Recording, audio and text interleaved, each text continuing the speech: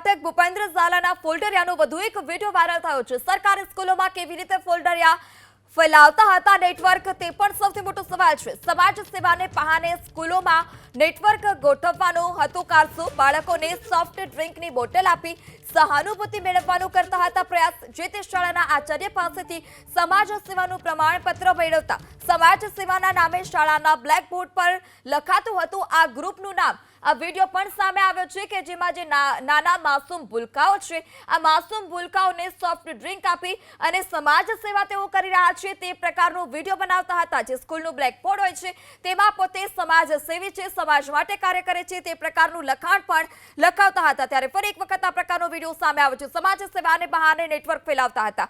આચાર્યથી સમાજ સેવાનું પ્રમાણપત્ર પણ તેઓ મેળવતા હતા અને જે તે સ્કૂલમાં તેઓ જતા હતા અને આ પ્રકારે તેઓ કામ કરતા હતા। મહાટક ભૂપેન્દ્ર ઝાલાના ફોલ્ડરિયાનો વધુ એક વિડીયો સામે આવ્યો છે કે શિક્ષકોને તો તેઓ વિદેશ પ્રવાસની લાલચ આપતા હતા અને નેટવર્ક ફેલાવતા હતા, પરંતુ જે તેઓએ માસૂમને પણ નથી છોડ્યા। માસૂમ બાળકોને સોફ્ટ ડ્રિંકની લાલચ આપતા હતા અને આચાર્ય પાસેથી સમાજ સેવાનું પ્રમાણપત્ર મેળવતા।